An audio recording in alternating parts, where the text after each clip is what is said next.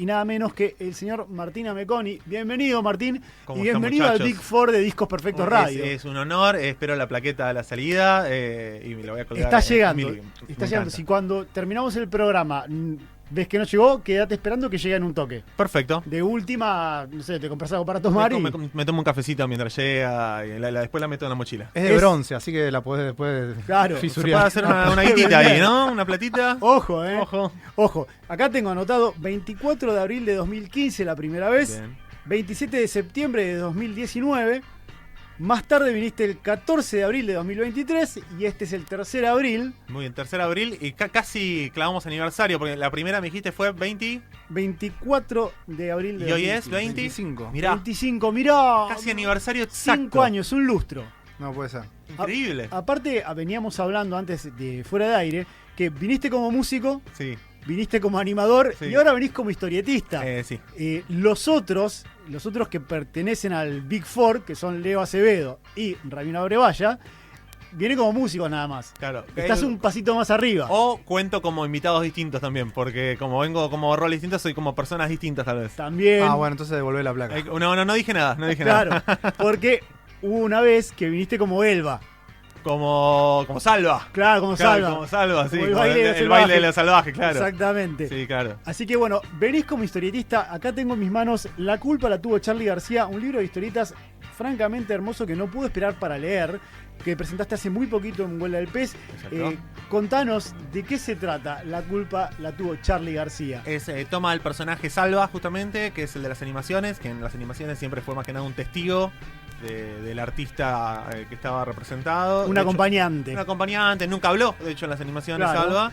Y acá sí se centra, expande como es el universo expandido. El multiverso. Es el multiverso, sí. Ojo ahí también. Ojo ahí. El Salva Cinematic Universe. Sí, el multiverso de Salva expande un poco eso y se centra en su vida, en su adolescencia específicamente, entre el año 2001 y 2002.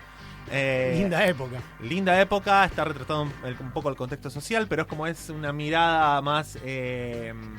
está hecha desde el punto de vista de un adolescente. Por lo tanto, el contexto social, económico y político le pasa medio por al lado. Es como está en la puerta de al lado, ¿viste? Y es el momento en el cual descubre la música de Charly García y es como un punto de inflexión en su vida. Y son los despertares. Es el despertar del primer amor, es el despertar de la pasión por la música, es la caída de la imagen paterna, la caída de la imagen materna y decís, bueno, ¿a dónde sigo? ¿A dónde miro? ¿A quién le sigo los pasos? Y en este caso Salva lo ve a Charly y dice, bueno, ¿por qué no? ¿Por qué no seguir a este señor que me acaba de cambiar la vida en este instante? ¿A qué Charly ve? Y es el Charly más trayero, porque es el Charly de... A Say No More. A Say No More, full Say No More. Claro. Que es el que vi yo, no es directamente un relato autobiográfico, está basado bastante en situaciones de mi vida. De hecho, sí el concierto que va a haber, que es el del cumpleaños de Charly del 2001, cuando Charly cumple 50 en el Teatro Coliseo. Yo fui a ese concierto, fue el primero que fui. De hecho, tengo una foto sacada de cámara rollo de ese show, que casi le incluyo al final, pero dije, no, después la muestro en redes. Y está retratado ese momento de que lo ves por primera vez. Y quería retratar también el momento en el cual, cómo era en esa época ir a esos conciertos, que te costaban el ticket y la primera vez que vas a un concierto y empezás a escuchar lo que canta la gente. Se cantaba. ¿Llegó? Tenemos un pequeño problema técnico, que cambiamos este micrófono. Ahí va. Ahora sí, Lali nos va a decir si está todo en orden. A ver, probemos. ¿Aló? ¿Se Check, escucha bien? check. Bueno, ¿hace cuánto no tenías una prueba de sonido? Bueno, el miércoles pasado en la presentación ¿Tocaste? hubo un momento musical, sí, así que hay una pequeña, pero muy, muy tranqui, porque era piano y voz. No como en las épocas de que eras músico. No, ya he dejado un poco atrás eso. No porque no me guste más, sino porque me evoqué al dibujo. Y igual debo confesar que un poco de fiaca me da todas esas pruebas gigantes de banda y llevar las cosas. llevar ¿no? las Los instrumentos. cosas. Sí. Acá voy con el librito, a lo sumo llevo el piano. Sí, es un poco más tranqui. Las presentaciones de libros. Bueno, retomando, estábamos hablando del recital de La Charly recital de García. Charly del 2001, claro. Y yo me acuerdo que me había impactado mucho, que está ahí también en el libro, la gente cantando como hinchada de fútbol. Claro. Pero cantaban en contra de los milicos, cantaban de Charly como si fuese un dios, obviamente. Boromón, está la hinchada de Say No More. Y me acuerdo que era como, bueno, soy parte de esto. Ujú. Y también había como una educación bastante política en empezar a ser fan de Charlie, porque empezabas a ir para atrás y te empezabas Claro. a dar cuenta de la importancia que había tenido en cierto contexto social. Y bueno, trata un poco de meterse por ahí. También hay un amor que aparece, hay una promesa de un encuentro en Mar del Plata. El libro transcurre el 90% en Mar del Plata. Mm. De hecho está el edificio Habana ahí en la En la portada. portada, así es. Sí, me escribió Habana la otra vuelta. ¿En serio? Sí, me escribió de Habana por Instagram. Buena onda, contentos de que está. Vamos a ver si. Se puede hacer Vamos, algo. una cajita das de. unos favores. Ojo, es un golazo eso. No, pero bien que se coparon y no te dijeron, che, sacalo de ahí. No, yo me imaginé que mal no se le iban a tomar porque, bueno, de última es un PNT gigante, ¿no? Está en la tapa del Claro. libro. Pero sí me sorprendió que me hayan escrito así re buena onda, contentos de que esté en la portada. Podrías haber agarrado el coso de Quilmes también, el que está en el muelle. Claro, pero bueno, ahí dijiste algo muy interesante. En la época en la que transcurre todavía era el cartel de Celusal. Celusal, totalmente. Está ahí, en una página van a ver que está el cartel. De hecho, me fijé mucho las cosas que habían cambiado de Mar del Plata de esos años a estos años, porque yo volví a Mar del Plata en el 2023 y saqué fotos Sí. de los lugares que yo quería después retratar y dije, bueno, pará, voy a ver qué cosas cambiaron. Ejemplo, el Torreón, que todavía no estaba construido el puente, y yo me acordaba que de chico yo fui todos los años a Mar del Plata, desde el 88 hasta el 2003 fui todos los años con mi familia. El cartel era de Celusal, pero no tenía la certeza en qué año había cambiado, y esto transcurre en el verano del 2002 y cambió justo en el 2002. Entonces No. tuve que averiguar, pero ¿en qué mes del 2002? ¿Qué mes? Cambió. Y cambió, claro, para la segunda temporada, digamos. O sea, no la temporada del enero del 2002, sino para más 2003. Claro. Entonces, en enero del 2002 todavía era Celusal. Había llegado a dibujar el cartel de Quilmes y lo cambié. Lo cambié por el de Celusal para ser fiel. Igual Trataste de ser lo más fiel posible a la ciudad de época, esa época. alguna cosa se me escapó, seguro. Creo que en un momento dibujé unos postes que no estaban. Que no estaban. Pero bueno, ¿quién se va? Nadie te lo va a venir a reclamar. No, claro que no. El purista de Mar del Plata. Sí. No, me divertía más que nada jugar con eso y no cometer anacronismos, pero por una cuestión de que me divertía a ver cómo era en esa época, qué había de Claro. distinto a cómo es ahora. Pero sí, hay mucho de distintos lugares de Mar del Plata. Justo hablabas vos de tu primer show para ver a Charly García, y vos agarrás justo una época en la que hay como un cambio generacional en el público de Charly ¿Viste? García, Sí. donde se empieza a sumar mucha gente joven Mucho público joven. y mucha gente que lo seguía desde Cerú, desde Sui Generis Lo o deja. La Máquina, lo deja enojada porque no entienden qué es esto de Say No More. Y que es este demonio en el cual se transformó. Exactamente. Claro, que bueno, pero ahí hay algo muy interesante. La otra vuelta en la presentación yo contaba que a mí me gusta decir que por suerte yo no heredé Charly de mis viejos. Porque Charly cuando lo descubrí era mío. Lo descubrí yo y Claro. si te agarra en la adolescencia Charly, es muy potente, ¿viste? Porque estás justamente ahí medio desamparado, medio que no sabes qué onda qué, y ves a ese demonio que aparecía en el escenario, que era rebeldía y libertad pura. Y claro, si te agarra en ese momento es espectacular. Por ahí si lo hubiese heredado de pibe no hubiese tenido ese impacto en mi adolescencia. Y en mí Sí. que básicamente hizo que quiera empezar a tocar el piano. Que dije, bueno, yo quiero ser este tipo. Pero no es que quiero ser músico, quiero ser este tipo. Como Claro. antes quería ser Batman a los 4 años, ahora quiero ser Charly García. Entonces sí fue claro, muy impactante en mi vida. Y de hecho, medio que dejé de dibujar en ese momento. Yo dibujaba de chico y en la principio de la adolescencia. Y después dije, bueno, nada, ahora voy a ser músico. Quiero ser músico como Charly. Como Charly. Y bueno, 20 años después me encontré volviendo a ser a continuar esa idea que tenía en principio. Retomaste. Y me parecía lindo que el primer libro que sacara de historieta, de novela gráfica, retratar ese momento, que es como, bueno, vamos a continuar desde donde quedó, ¿no? Claro. Desde donde dejó. Tal vez nos estamos adelantando en la charla, pero bueno, justo lo decís ahora y decís es el primer libro. Sí. ¿Ya estás pensando en un segundo? Hay ideas, ahora la verdad que no tengo ganas, o sea, de sentarme. Fueron 2 años de trabajo muy arduo, todos los días empujarlo un poquito. Ahora no tengo ganas de sentarme a hacer otro libro. Sí tengo ideas anotadas, tengo varias ideas de lo que quiero hacer próximamente, pero bueno, también tengo ganas de en algún momento volver a hacer algunas animaciones que estos 2 años Las pusiste en suspenso. Las dormí para poder hacer eso, no me arrepiento, la verdad que estoy recontento con el resultado. Pero en algún momento volveré a hacer algunas animaciones, por ahí no tan frecuentes como antes, pero una cada tanto sacar. Y tengo el sueño de animar eso también, de animar el libro, de hacerlo peli o serie, pero eso bueno es un sueño más grande. ¿Por qué no convertirte en un estudio en sí mismo y animar y dibujar tu propia historieta al mismo tiempo y que sea sería hermoso, una gran industria? Sería hermoso. Bueno, algo hemos hecho, digo hemos porque Animaciones Salvajes también en un momento empezó a ser un grupo de gente, sobre todo no tanto para las animaciones que yo subía, sino para los pedidos de trabajo. Me empezaron a llegar en un momento videoclips, publicidades o cosas así, y yo solo ya no daba abasto y entonces recluté un par de personas, entre ellos Magrio de Magrio Animaciones, que es un capo, y David. Y entre los tres empezamos a hacer los trabajos. Medio que se armó, como yo le decía, la pyme. Medio que se armó una pyme ahí de animación en la cual empezábamos a sacar bastantes videoclips hechos juntos. Salían bajo el nombre Animaciones Salvajes, pero éramos tres haciendo ese trabajo. Espectacular. 2 años te llevó desde el momento en que tuviste la idea hasta tener el libro en las manos. Exacto. ¿En qué consistió ese trabajo de producción? Primero la escritura. Sí, fue variando. Primero fue la idea, de hecho, en un principio iba a ser, ese relato iba a ser un relato de varios, que iba a ser un libro sobre las primeras veces en las cuales Salva, o yo, como quieran decirlo, se encontró, descubrió a distintos músicos. Cómo descubrió a los Beatles, cómo descubrió a Fito, cómo descubrió a Charlie, cómo descubrió a Andrés, etcétera. Pero cuando empecé a tirar de la de Charlie me di cuenta que ahí había mucho para tejer, digamos. Y dije, no, bueno, va a ser sobre Charlie directamente. O sobre el momento en el que descubre a Charlie, porque no es un libro sobre Charlie específicamente. Y ahí me contacté con Pablo Vigo, que es un historietista muy, muy capo.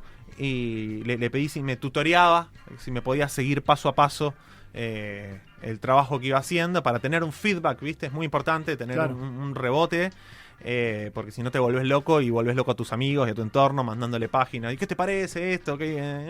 Y por ahí tu amigo te dice algo y vos decís, sos un pelotudo, ¿para qué te lo mandé? No.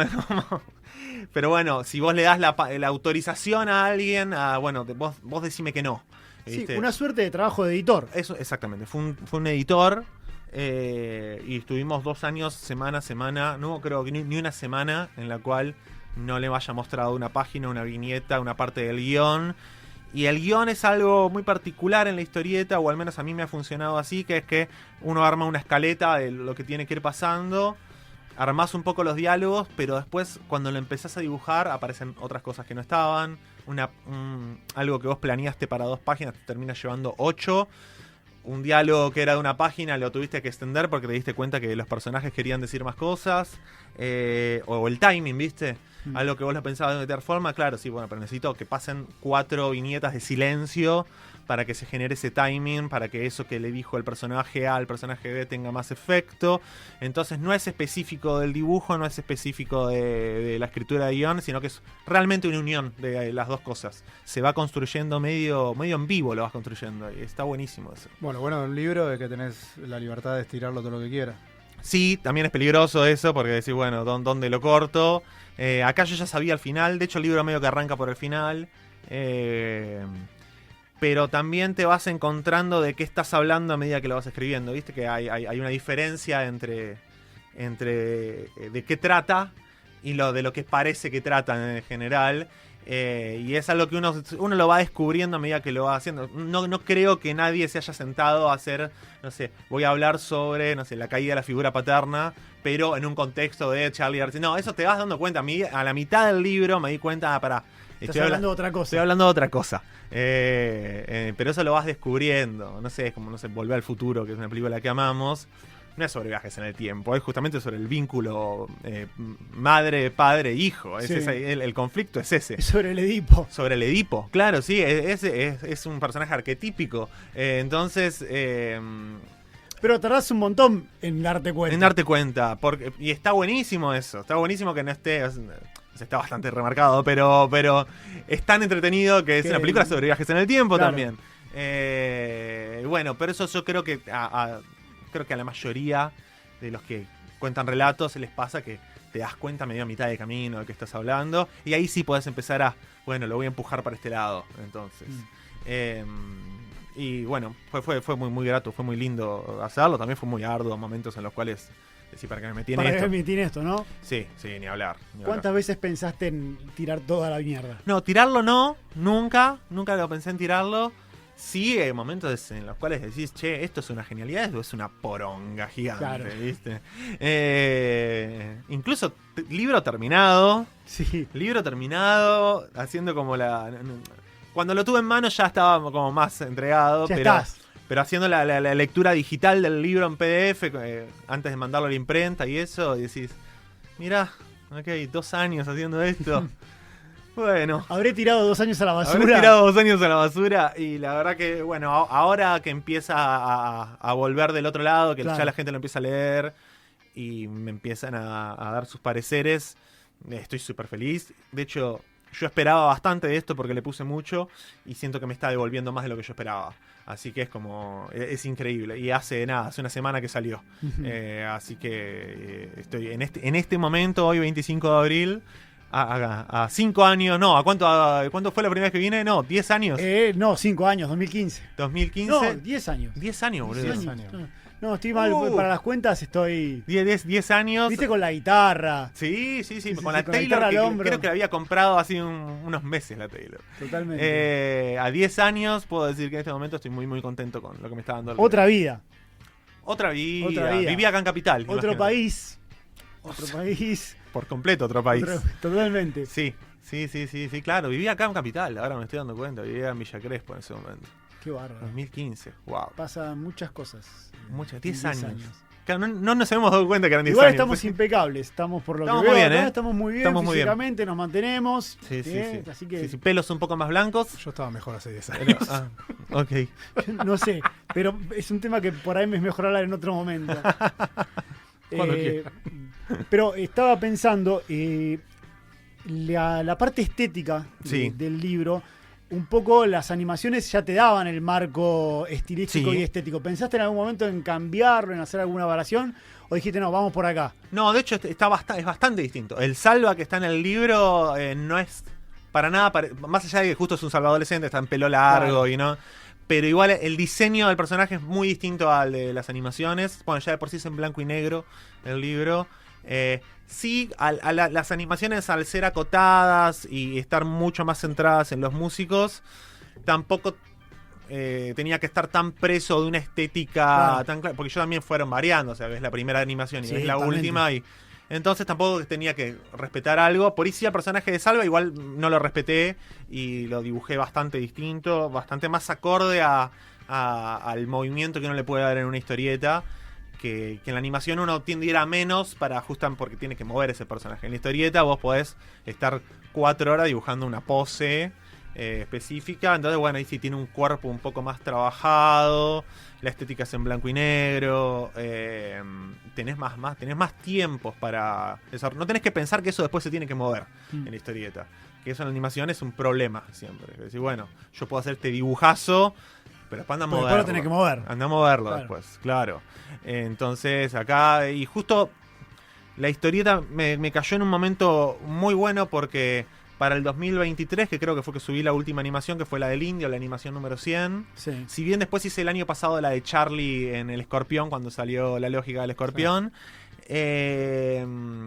yo ya estaba bastante cansado de las animaciones. Imagínate que en 3 años había hecho 100 capítulos de animaciones salvajes. Estaba muy cansado de animar. Y el laburo de producción también Y de el los laburo de recortes. producción de los sí. recortes, del audio, de todo eso. Pero tenía muchas ganas de dibujar. Entonces esto me vino al pelo, porque acá puedo dibujar, puedo dejar de animar y puedo contar algo, un relato largo. Que eso en las animaciones es más difícil porque contar algo largo es...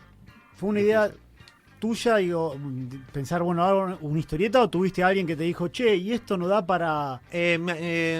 Editorial Criolla, que es quien lo editó, un día se me acercó, yo conocí a los chicos por otro lado y estábamos en un bar y se cortó la cara, dijo Fito. Estábamos en un bar, nos encontramos, había algún evento que ahora no me acuerdo y me dijeron, che, queremos publicar algo de animaciones salvajes. No me dijeron específicamente qué. Claro. Me dijeron, puede ser un libro de dibujos, puede ser algo para pintar lo que vos quieras, pero queremos publicarte. Y yo les dije, quiero hacer una historieta, quiero hacer una novela gráfica. Y me dijeron, sí. Vamos. Y yo dije, uy, qué cagada. Que me dijeron que sí porque ahora tengo que hacerlo. Claro. Yo pensé que me iban a decir que no. Claro, no, pará, hagamos algo más vendible. Y me dijeron que sí. Y ahí empecé. A mí siempre me gustó leer el género historieta y novela gráfica, que es lo mismo. Son dos términos que a veces se conflictúan, pero más que nada en el nicho de los historietistas. Y a mí me chupa un huevo, básicamente. Si alguien le quiere decir historieta, alguien quiere decir cómic o novela gráfica, a mí me da lo mismo. Novela gráfico es un término que empezaron a usar hace mucho tiempo cuando la gente fue creciendo y le dio vergüenza decir historietas. Exactamente. Sí, por eso está más ligado a algo medio snob, decir novela gráfica. La novela gráfica de Alan Moore. Exacto. Wow. Pero es cierto que al día de hoy ya pasó tanto tiempo de eso que se le suele decir novela gráfica medio casi como un género, ¿viste? Ya como, bueno, como parece, bueno, está orientado al público adulto, si querés. Sí. Es una historieta, lo cierto es una historieta, que no te dé vergüenza decir que estás teniendo una historieta en la mano. Pero a mí la verdad que no me molesta. Si alguien le dice novela gráfica, yo a veces le digo historieta, a veces le digo novela gráfica, a veces le digo cómic, ni yo me doy cuenta cuando uso cada término porque no me importa, es una discusión que me parece que no lleva a ningún lado. Capaz es una forma de... Depende cómo esté hecha. Por el cómic que salen tomos y sale tipo la revistita. Sí, en la revistita sí. Sí, también. Bueno, Alan Moore decía que... no sé, 12 números de Aquaman compilados juntos no es una novela gráfica. Claro. Sí, por ahí también es una forma de decir, bueno, que esto es autoconclusivo, ¿no? Esto empieza y termina acá. Sí. Es como una novelita, justamente. Totalmente. También en algún momento, marketineramente, les empezó a servir a las editoriales usar el término novela gráfica como Bueno, para eso darle... es lo que le permite, por ejemplo, entrar a la Feria del Libro. Exacto, total. Pero sí, no es un término que a mí me conflictúe. Y sí, como yo ya venía leyendo mucho, tanto, bueno, de pibe leía cómics de superhéroes, de grande también, pero también en los últimos años ya había descubierto más el palo más del indie americano de los 90, tipo Daniel Close, Chris Ware, Seth, y después lo que vino más en los 2000 como Jeffrey Brown o Tomine, a toda esta gente. Ya quería, bueno, dije, me gusta esto, me gustaría ir más o menos por acá, pero siempre lo pensé también como algo... Quería que lo pudieran leer mis amigos, ¿viste? Claro. Porque lo cierto era que mis amigos nadie leía historieta. Entonces dije, yo no quiero que esto sea para 3 o 4 personas. Quiero que sea algo amable de leer, quiero que sea un momento en el cual vos la pasás bien leyéndolo. Y no es que fui a menos con el relato, pero siempre quise hacer, bueno, como también las pelis que a mí me gusta ver, ¿viste? A mí me gusta ver las pelis, historias redondas que cierran por todos lados, bien estructuradas, Sí. y donde la pasé bien viéndola. Lo cual no quiere decir que sean condescendientes con el público, ni que no dejen nada para que el público complete. Pero sí, quería retratar un poco, no sé, casi famosos, que la amamos todos. Claro. Quería retratar Dazed and Confused, la primera de Linklater. Espectacular. Con Matthew McConaughey, hay un No, montón de estrellas hay un montón que son re pendejos, jóvenes. Bien, Sí. esas dos pelis fueron como mis faros de esto, ¿viste? Sí, la típica coming of age. Quería retratar, y quería eso, que sea amable, que sea fácil de leer, pero que también tenga profundidad, ¿viste? Que no sea solemne, ¿viste? Claro. Que es un peligro también, hay muchas veces la solemnidad. Es una comedia, o sea, si alguien me pregunta qué es una comedia del libro, sí, ni hablar. Excelente. Martín, ¿tenés un ratito para quedarte charlando un rato más? Sí, tengo. Perfecto, entonces vamos a hacer una pequeña tanda y seguimos charlando con el auténtico miembro de el club del Big Four de Discos Perfectos Radio, Martín Ameconi.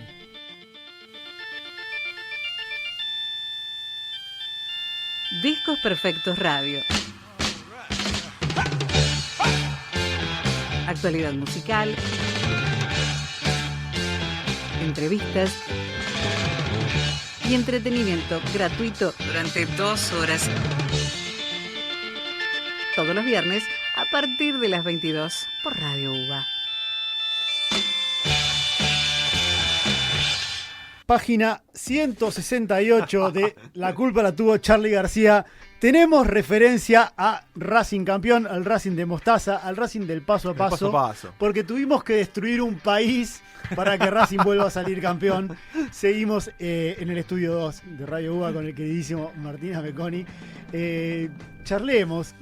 ¿Hay mucha referencia futbolera en el libro? Hay bastante referencia al Mundial del 2002 que se viene. Uy. De hecho, ese es el único chiste que metí. No sé si es el único. Hay un par de chistes para los que ya sabemos que el tiempo pasó, ¿no? Digamos, claro. Obviamente que somos los lectores actuales. Salvo que alguien viaje con el libro en el tiempo y lo lleva al 2002. Todos somos esos lectores. Pero hay un par de chistes que juegan, por ejemplo, dicen, bueno, este año el Mundial es nuestro, con el Bati Crespo. No podemos perder. No podemos perder, que era lo que decíamos en ese momento. Y después, bueno, sí, hay referencias a Boca, que es el club de mis amores. Y en un momento están en Mar del Plata y Salva quiere ir a ver una banda a tocar y el padre está ahí como muy miedoso con mandarlo, qué sé yo. Bueno, que vaya con Maxi, que es el tío. Y dice, me dice, no, el jueves no puedo jugar a Boca. Claro. Y el padre dice, che, te vas a perder a Boca, vas a seguir. Y el otro dice, pero es un partido de verano, pa. Y es un partido que de verdad existió en esa época, que fue un Boca Gimnasia y Boca ganó 3-2. Y está mencionado después, che, ¿cómo salió Boca? ¿Fuiste a buscar la data? Sí, fui a buscar la data. ¿Te acordabas o fuiste a buscar? No, eso no me acordaba. Había muchas cosas que puse que sí me acordaba, pero eso no, fui a buscar la data de qué partido se había jugado exactamente en el 2002, en ese verano. Y después hay un Boca River, pero como transcurren los primeros 10 días de enero, eso era después, que lo ganó Boca igual, ese Boca River. Pero lo que había jugado en esos 10 días era un Boca Gimnasia, era un amistoso Boca Gimnasia. Hacemos un paréntesis, ¿sensaciones para este domingo? ¿Sabes lo que pasa? Que Gago aprovecha cualquier espacio que tiene para desarmar el equipo, para arruinar el equipo. Bienvenido a mi mundo. Sí, claro. Bienvenido. Entonces venía funcionando perfecto o bastante bien. Y ahora, viste, se lesionó Cavani, no está Milton. Y Gago dice, esta es la mía. Dibujemos. Pongo línea de 5 abajo. ¿Por qué? Entonces me da mucho miedo eso. Porque vas a notar que le gusta ser diferente. Le gusta ser diferente y demostrar que él tiene razón, que él es el mejor de todos. Me da miedo eso, me da miedo que vaya a arruinar, a desarmar el equipo y poner algo que no se entienda, que odia el mediocampo, habiendo sido mediocampista y muy bueno, pero odia el mediocampo. Así que no sé. Obviamente yo creo que va a ganar Boca, porque también se mezcla con el deseo. Pero puede llegar a parar cualquier equipo. Lo más probable es que termine siendo un 1-1 horrible, con expulsados. Sí. Sí. Volviendo a la música, el Salva de 2001 o 2002, después de ver a Charly García por primera vez, ¿cuál fue su siguiente paso musical? ¿Qué fue lo próximo que descubrió que fuera contemporáneo a él? A Charly, y ahí puedo hablar más de lo que fue mi adolescencia, 2001, 2002, que fue cuando descubrí a Charly. Ahí lo que está retratado está bastante todo rondando sobre Charly, pero en un momento habla de... hay unas páginas dedicadas a Lennon y a Dylan, que era algo que yo empezaba como a descubrir un poco en esa época. Así como yo no heredé Charly, sí heredé los Beatles. Como todos. Sí, me acuerdo que fue habrá sido principio de los 90. Volvimos de Mar del Plata, un verano. Mirá, volvimos del Mar del Plata un verano. Yo era chiquito, tendría 6 años. Habrá sido 92, ponele. Y llegó mi vecina dándole un paquete a mi viejo, diciendo, mientras estuviera en Mar del Plata le llegó esto. Y mi viejo lo saca y eran los compilados rojo y azul de los Beatles. Sí, espectacular. Los dobles. Sí. Y claro, yo nunca había visto un CD, porque no teníamos CDs, teníamos cassettes. Digo, ¿pa' qué es esto? Y me dijo, para escuchar música. Y dije, vamos a escucharlo. Me dijo, no tenemos para escuchar esto. O sea, mi viejo se compró por TV Compras. Se compró el CD, pero no tenía... CD, pero no teníamos mini componente ni nada. A los meses se compró un grabador y ahí empecé a escuchar a los Beatles. Que me acuerdo, mi viejo escuchaba más que nada el rojo, que era la primera época. Y yo más de grande descubrí el azul. El azul. Sí. Y me acuerdo mucho escuchar Strawberry Fields y decir, ¿qué es esto? Es un flash. ¿Qué es esto? Es un flash. Pero me acuerdo que por esa época empecé más a darle pelota a Lennon solista. Que está un poquito ahí, hay un homenaje a 3 discos, a Double Fantasy, a Plástico No Van y a Mind Games, que son mis preferidos. Y había empezado, hay un chiste que es real ahí, que que compró un compilado de Dylan en el Jumbo de Morón a 5 pesos. Creo que a menos, igual, Compilado en CD. Compilado en CD, truchísimo, no truchísimo, era un CD original, pero era una cosa que mezclaba. Claro, en una época en la que vos empezabos a comprar compilados de MP3 y en un CD por ahí comprabas toda una discografía. También estaba ese momento de ir a que te copien un CD a un lugar al cual un yo locutorio. iba. Sí, total, sí, no, esto era un lugar, era una rockería, donde te tatúan, viste, vendían remeras, es una rockería en Mar del Plata, se llamaba John Lennon, que me tomé el trabajo de buscar alguna foto. Hay una foto sola del local en todo internet, y para hacer el letrero tal Toda cual. pixelada, ¿no? Mal, de Facebook, imagínate. Sí recordaba dónde quedaba. Entonces, cuando volví a ir a Mar del Plata en el 2023, le saqué foto a ese lugar donde quedaba, que es un local de otra cosa, pero lo transformé en el local que era cuando yo fui, que vendía mucho bootleg, o sea, vendía mucho concierto. Mucho pirata. Mucho pirata. Y ahí me compraba piratas en vivo de Charlie. Y eso es lo que hace Salva en el libro. ¿Cómo se perdió eso? O sea, más allá de comprar CDs, bootleg, cosas así, ya no hay. Están los videos de YouTube. Entras a YouTube a ver los videos, claro, sí. Claro, pero es como no es lo mismo ver no es el mismo que tenía el bootleg que el. No, porque en ese video de momento YouTube. era un tesoro el bootleg. Ahora es como una cosa así al acceso. Yo recuerdo ir a lo de mis amigos y decirles, mira lo que tengo. Mirá lo que encontré. Cerú Girán en el 79 en vivo en lo de Cacho. Y vos después ves el video de YouTube y está el tipo con el grabador Sí, claro, se sosteniéndolo en la escuchaba cabeza. como el culo eso. Hay videos del regreso de Almendra en los 80, Sí, en la década claro. del 80, que vos ves tipos que están con el grabador arriba Sí. de la cabeza y este tipo lo grabó. Total. Es espectacular. No, es tremendo, es tremendo. Es Sí, se artesanal escuchaba. también. No, era un amor por eso. Claro. Un amor tremendo por eso, sí. Me acuerdo de La Máquina, que de La Máquina casi no hay nada. Hay una grabación que se escucha pésimo, pero cuando lo conseguí, me dije, mira lo que encontré. Sí, era imposible, creo que era... Se escuchaba un pianito Se ahí. escucha a la gente hablar, se escucha a la gente Sí, cantar. claro. Es muy espectacular realmente. Sí, era la época del bootleg, sí, o de venir al parque y Totalmente.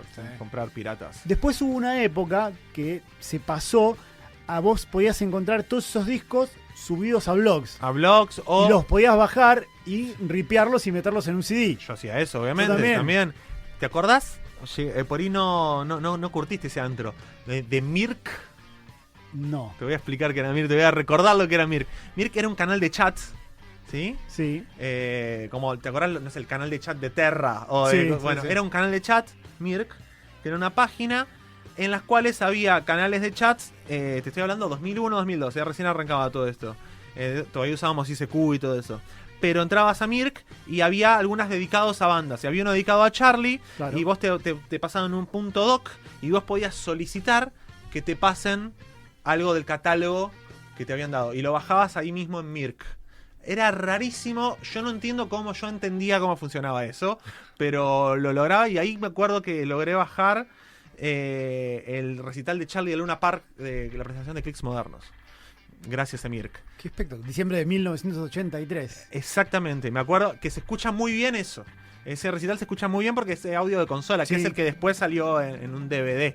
Claro. Y me acuerdo que me volví loco con eso. Bueno, de hecho en YouTube está la presentación completa. Está la y presentación completa. Es una belleza realmente. Es hermoso. Él con un en el piano, con un Velador velador en el Time. piano. Sí, es una cosa. Velador Time. Me acuerdo cuando salió en hermosa. DVD, me compré el DVD antes de tener hice la de mi viejo, mirá. Claro. Antes de tener reproductor de DVD, iba a lo de amigos que tenían reproductor. ¿Puedo verlo? ¿Puedo ¿Me pasar dejás a verlo? Totalmente. Vos hablabas de que tu primer Charlie fue Say No More. Sí. ¿Cuál fue el siguiente Charlie al que llegaste? Y lo que pasa es que yo ese Say No More lo vi, lo seguí por todos lados. O sea, me lo tomé muy en serio. Como lo Te fui a ver- convertiste realmente en un fanático. Sí, lo fui a ver a todos lados. Cada vez que tocaba lo iba a ver. Creo que lo vi 14, 15 veces a Charlie en vivo en total. O más. Hmm. Sí recuerdo por ahí ya de más grande. O sea, yo frené cuando frenó Charlie. Que yo llegué a ir a ese recital de la trastienda donde después se lo llevan. Vi cómo se lo llevaban los de seguridad Sí. en medio del show. Fue Ese horrible. que le pega al sonidista o al plomo que estaba ahí acostado. No, creo que eso es otro. Es otro de sus bardos. No, acá se lo llevaron así, Charlie pataleando. Fue horrible ver eso. Y que después está el video filmado al otro día que Charlie va que quiere tocar y no lo dejan. Y, Y lo después lo dejan internan. tocar. Después lo Claro. interna Parito. Ahí frené. volví al concierto subacuático. Te iba a preguntar si había sido a ese. Sí, pero yo creo que ya estábamos todos más grandes ahí. Porque lo volví a ver ahí, lo volví a ver cuando hizo los 60x60 en el Gran Rex. Fui un par de Luna Parks muy lindos que hizo entre el concierto subacuático y los Rex. Pero yo creo que estaba más grande y ya me empezaban a pasar cosas que por ahí al principio no me pasaban cuando era más piba, que decía... Uy, la banda suena como el orto, ¿me entendés? Cosas así. Y eso que ya para esa época ya había reclutado de vuelta a Samalea, a Hilda, y sonaba mejor. Sonaba realmente mejor todo. Pero ya el solo hecho de prestar atención a eso me di cuenta que había algo que ya no estaba conectando tanto, que se había perdido. Y entonces frené, dije, bueno, ya estuvo bien. Y lo dejé de ir a ver. O sea, no fui a los conciertos de la Torre de Tesla ni nada de eso. Y cuando cumplió 70, que se hizo ese festival en el CCK, que se hacía un gran homenaje, que estaba... Comandado por Fito. No, lo de Fito se hacía en el Colón. Pero Fito tocó en el CCK. Después apareció de sorpresa, claro. Sí, claro. Nadie sabía que iba a aparecer porque estaba con el gobierno de la ciudad en el Colón y apareció como que esto de acá. Exacto, y le agradeció al intendente de la ciudad de Buenos Aires, sí. Amablemente. Y me acuerdo que se hacían bloques y no se decía que Charlie iba a estar, no. Se suponía. Y me acuerdo que Inés Ulanovsky, fotógrafa y escritora, una genia, una amiga mía, estaba haciendo las fotos de ese evento y me dice, che, Charlie va a estar. Charlie va a estar en el bloque 3. Todos estaban sacando para el bloque 4 pidiendo entradas. Sí.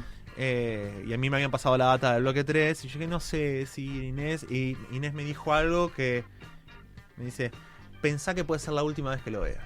No. Pero sí. Y sí, porque no volvió a aparecer. Y fui, saqué para el bloque 3. Y fue increíble. Volví a tener 15 años. Volví a ser ese Salva, ese nene chiquito. Me lloré todo, tocó, y aparte tocó con la banda de Piano Bar, boludo. Fue muy emotivo porque fue tremendo. Se apagaron las luces y cuando las prendieron, Charlie estaba sentado ahí. Estaba sentado ahí y estaba con la banda que yo había visto en DVD toda mi vida, claro. Que era con Tot, con Guyot y con Fito de tecladista, papá. Es espectacular. Fue increíble. Y de hecho tocaron los primeros temas de Piano Bar. Tocaron Demoliendo Hoteles, tocaron Raros Peinados Nuevos, Promesas sobre el Bidet. Tocaron una más, y bueno, una más, y tocaron la versión de Canción para mi muerte que iba a salir en Piano Bar, que al final no salió. Y fue lo último que escuché de él, y fue la última vez que me lloré todo, me volví a conectarme ahí, y dije, bueno. Fue un momento muy emotivo. Fue muy fuerte. De haberlo visto. Sí. Yo lo vi a través de YouTube, estaba trabajando, cubriendo eso. Y recuerdo que fue fuerte. Muy fuerte. Aparte, incluso en los momentos donde Charlie no estaba. Sí. Fue muy fuerte y muy emotivo. Es que me acuerdo de también ir al San Martín, que estaba la exposición de fotos de Nora Alesano, claro. Hilda y Andy Cherniavsky. Y entrar ahí, estaba sonando Charlie todo el tiempo mientras mirabas las fotos. Y era como... Se me pone la piel de gallina ahora. Uno no quiere decir, ¿no? Que era como una despedida en vida, ¿viste? Pero era... Mejor decir una celebración. Era una celebración. Era obvio que era una celebración. Pero había una sensación también de abrazar a este tipo, ¿viste? Que no sabemos, ¿viste? Cuándo lo vamos a volver a ver. Ponerlo en comparación a cómo fue un par de años antes, los 70 años de Spinetta, que lamentablemente no estaba. Total. Que uno no pudo celebrarlo de esa manera. Totalmente. Sí. Nosotros siempre decimos que de alguna manera las bandas eternas, a pesar de que Spinetta siguió tocando un tiempo más, fue la despedida del Flaco. Sí, estuve ahí y también, por suerte... ¿Estuviste en las bandas eternas? Estuve en las bandas eternas y por suerte fui al Coliseo a la presentación de mañana también. O sea, lo vi una vez más después, al Flaco. Que fue precioso eso, fue precioso. Pero estuve en las bandas eternas, sí. Increíble. Momentazo, larguísimo. Porque ya es largo el DVD, pero lo que no se ve en el DVD fue los tiempos de espera entre cambios de sets, claro, y todo eso. Era como, bueno. No, pero fue increíble, o sea, ni una queja, fue espectacular. Si vos, hay en YouTube un documental acerca del regreso de Pescado Rabioso, que se llama La Utopía Invencible o algo por el estilo, y al final, los créditos del documental es todo el backstage, claro, de las bandas eternas. y es realmente hermoso verlo a Spinetta agradeciéndole a sus colegas y todos en estado de admiración total. Y lo tenés a Fito, lo tenés a Charlie bien. Sí, ¿no? Charlie muy entero. Era un lindo Charlie ese. Porque cuando volvió de la internación de Palito, estaba raro. Pasaron un par de años hasta que... Como que se acomodó. De hecho, por eso yo decía que lo que más disfruté de esa vuelta fueron los Luna Parks que vinieron después, que se lo veía muy bien, ¿viste? En eje. Se lo veía súper en eje. Sí. De hecho, fui 2 veces. Fui al primero, eso hizo como 5 Luna Park. Fui al primero, fui al último. Y en el último se subieron Lebón y Aznar. Y hicieron Perro Andaluz. Y esperando nacer hicieron, boludo, y Seminare. Claro. Que Seminare uno esperaba que la toquen, pero esperando nacer no me la esperaba. Por eso lo recalco, que fue como, uy, qué momentazo. Qué lindo, sí. qué hermoso. Vamos a hablar de algo incómodo. ¿Qué te pareció la lógica del escorpión? Me encantó. ¿Te gustó? Sí, lo amé. Lo amé, sí. ¿Pero porque perdiste el sentido crítico o porque No. realmente te gustó? No, porque realmente me gustó, O sea, ¿Lo escuchaste más de una vez? lo escuché 1000 veces. O sea, lo escuché. La primera vez que lo escuché, Sí. lo escuché y lo saqué. Pero no porque no me gustaba, sino porque me parecía muy fuerte. Era como, ok, pará, tengo que procesar esto. De hecho, Martín Dolina, un amigo, él lo escuchó y se fascinó y me dijo, ¿qué te parece? Le dije, no sé, no tengo Dame opinión. tiempo. No tengo opinión todavía.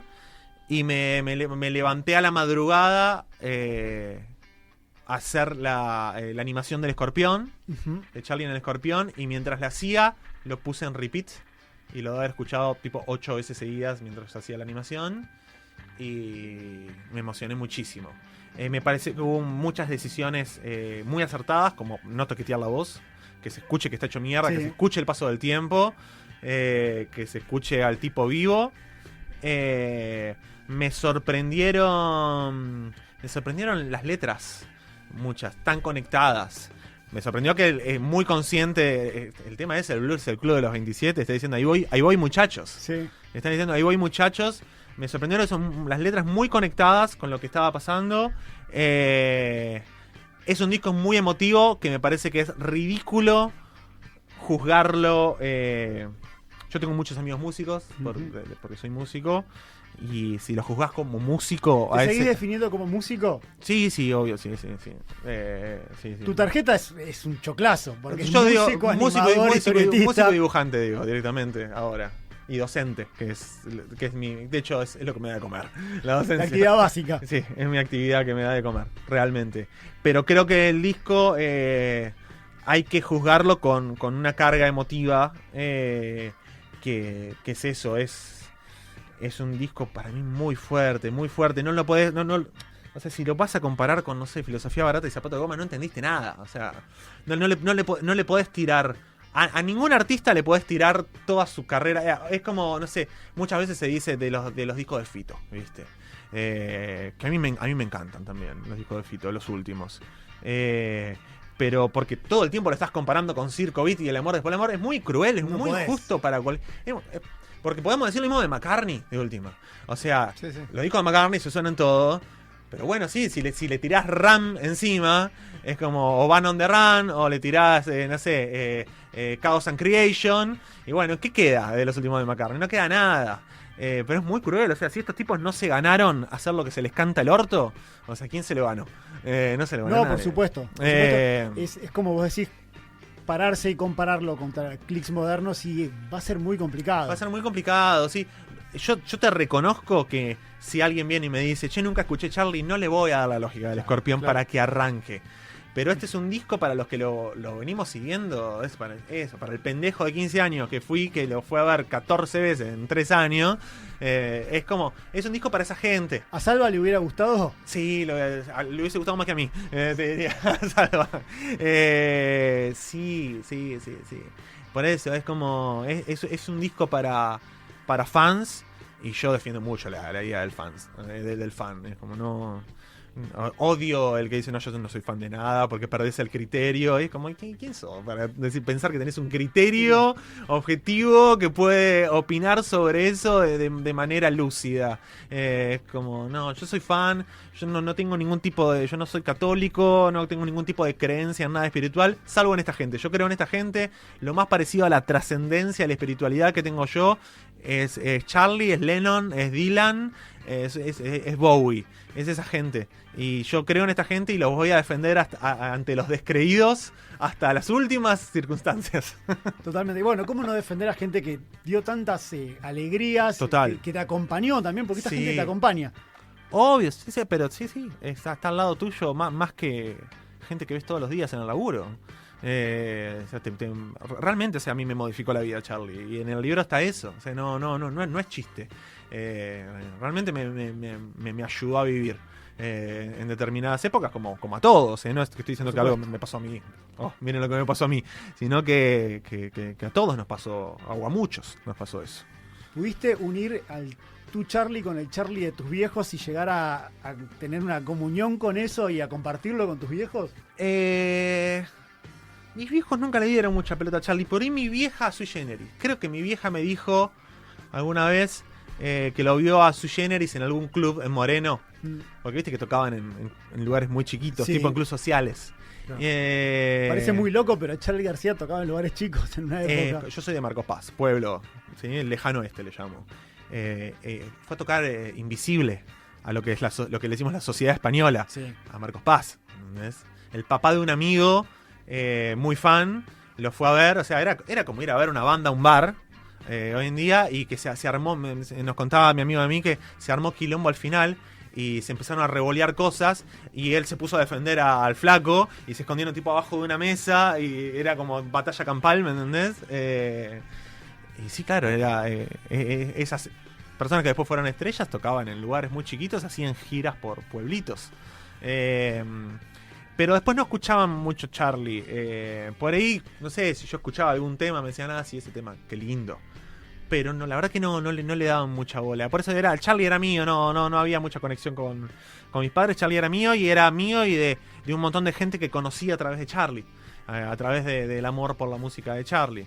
En el libro hay un momento en el cual Salva conoce a 3 pibes más grandes que tenían una banda que se llamaba Ángel Eléctrico. Y los conoció porque de repente uno, el batero, lo ve que tenía una campera, que tenía un logo de Say No More pintado atrás, y a partir de eso se le acerca y le empiezan a hablar, y a partir de ahí empiezan a entablar como una amistad. Y eso repasaba en esa época, que el solo hecho de tener un tatuaje o algo de una banda que te gustaba, a una banda, que te a un refería a artista, una banda, te acercaba y decía, bueno, evidentemente somos amigos a partir Claro. de ahora, ¿no? Como... Es muy, muy hermoso lo que pasaba en aquella época. Ya para ir cerrando, así te liberamos, igual favor. agradeciendo por supuesto esta hermosa charla que hemos tenido. Lo presentaste hace muy poquito en Vuela el Pez. Sí. Y cómo, si vas a presentarlo en la Feria del Libro que arrancó ayer. Estamos viendo si va a haber firma. Firma va a haber seguro. Pero vamos a ver si hay charla también. La editorial me lo tiene que decir. Por el momento, el libro lo pueden conseguir en la página de la editorial, criollaeditorial.com. Y después está en algunas librerías especializadas de historieta como Punk, Entelequia o Librería Mandrágora. En las redes puse en qué librerías está, pero en la página te llega a domicilio, podés convenir para retirarlo por donde mejor te quede. Y en la Feria del Libro va a estar en el stand, está de hecho, ahora me voy a ir para ahí, en el stand de Cramp, que es una librería de La Plata, y en el stand de comic.ar.